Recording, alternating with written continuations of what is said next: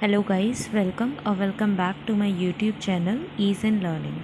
So our today's topic is Indian stage art that comes under drama and arts in education. इसमें हम सब कुछ पढ़ेंगे। सबसे पहले हम पढ़ते हैं meaning of Indian stage art.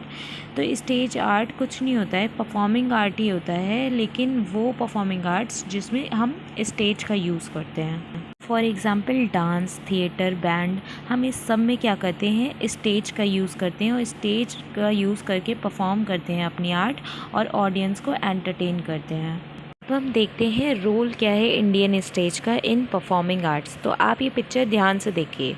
पीछे एक ट्री दिखाई दे रहा है और वो मतलब एक प्रॉप की तरह काम कर रहा है इस एक्ट में। और लाइट्स भी आप देख सकते हैं, लाइट जो है वो केवल ट्री पे ही सबसे ज़्यादा आ रही है, बाकी सब जगह लाइट जो है वो डिम है।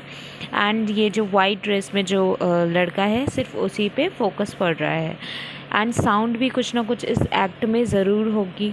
तो इंडियन स्टेज जो है वो इन सब का रोल प्ले करता है, मतलब इंडियन स्टेज में ये सारी चीज़ें इंक्लूड होती हैं। वो हम स्टेप बाय स्टेप देखते हैं कि इंडियन स्टेज को हम कैसे प्रिपेयर कर सकते हैं for performing arts.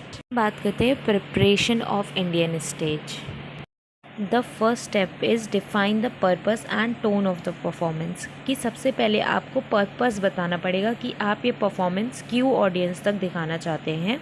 And tone of the performance की मतलब आपका ये जो परफॉर्मेंस है ये बहुत ज़्यादा हैवी है, ये बहुत ज़्यादा लाइट है, मतलब छोटा परफॉर्मेंस है या फिर बहुत ज़्यादा बड़ा परफॉर्मेंस है। तो ये स्टेप 1 है। फिर सेकेंड स्टेप है कंसिडर द वेन्यू। कि जहाँ पे आप परफॉर्म करना चाहते हैं, परफॉर्म करने जा रहे हैं, वो वेन्यू कैसा है, मतलब जो हॉल है वो बहुत ज़्यादा बड़ा है या बहुत ज़्यादा छोटा है।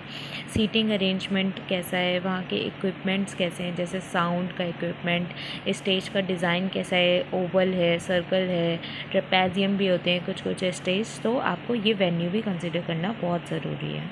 फिर जब आपने वेन्यू में सब कुछ देख लिया, फिर जो आपको स्टेज पे जिस पे परफॉर्म करना है आप उसका प्लॉट बनाइए, एक डायग्राम बनाइए एक तरीके से, जिससे कि अगर आपको कुछ प्रॉप्स अगर यूज़ करने हैं तो वहाँ वो आप कहाँ पे प्लेस करेंगे स्टेज पे। और जो मतलब जो परफॉर्मर्स हैं, मतलब अगर बहुत सारे आप ग्रुप में परफॉर्म कर रहे हैं तो अलग अलग परफॉर्मर्स की पोजीशन क्या होगी, आपको ये सब भी देखना पड़ेगा। अब आपने स्टेज का मतलब प्लॉट कर लिए स्टेज, उसके बाद में आप डिज़ाइन को भी जो सेट डिज़ाइन है उसको भी स्केच कर सकते हैं, which includes a creating of visual representation of set pieces. की मतलब आपको समझ में आ जाएगा कि हाँ आपको कैसे क्या कहाँ पे अरेंज करना है। एंड आप उसमें कुछ स्पेशल इफ़ेक्ट्स भी मतलब यूज़ कर सकते हैं बाद में। Next step is consider lightning and sound. कि अगर आपको जो लाइट्स यूज़ करनी है आपके परफॉर्मेंस में, मतलब डिम लाइट यूज़ करनी है या फिर हैवी लाइट यूज़ करनी है, तो वो वहाँ पे अच्छे से मैच हो पा रही है या नहीं हो पा रही है। एंड साउंड इफ़ेक्ट्स आपको कैसे देने हैं, ये सब आपको देखना पड़ेगा। अगर आपका सेट जो है वो आपके अकॉर्डिंग नहीं है तो आपको सेट कंस्ट्रक्शन भी मैनेज करना पड़ेगा, which includes the team of carpenters and painters to build the set. मतलब जिस तरीके से आपके परफॉर्मेंस के लिए आपको सेट चाहिए वो उस तरीके का सेट आपको प्रिपेयर करके देंगे। सब कुछ चेक करने के बाद में आपको एक पूरी परफॉर्मेंस जो है एक बार रिहर्स करनी चाहिए उस सेट पे जो सेट आपने अपने लिए डिज़ाइन करा है, सो दैट अगर कोई मिस्टेक हो तो वो उसी रिहर्सल में हो जाए एंड वो जो ऑडियंस बैठी है उसके सामने ना हो। And the last step is कि अगर परफॉर्मेंस में आपको सेट जो है वो मैनेज करना है, जैसे कुछ प्रॉप्स हैं जो कुछ टाइम के लिए लाने हैं, वो आप किस ड्यूरेशन में लाएंगे, किस ड्यूरेशन में उसे रख के जाएंगे, ये सब आपको मैनेज करना पड़ेगा। So these are the 8 steps for the decoration और designing of Indian stage for the performance.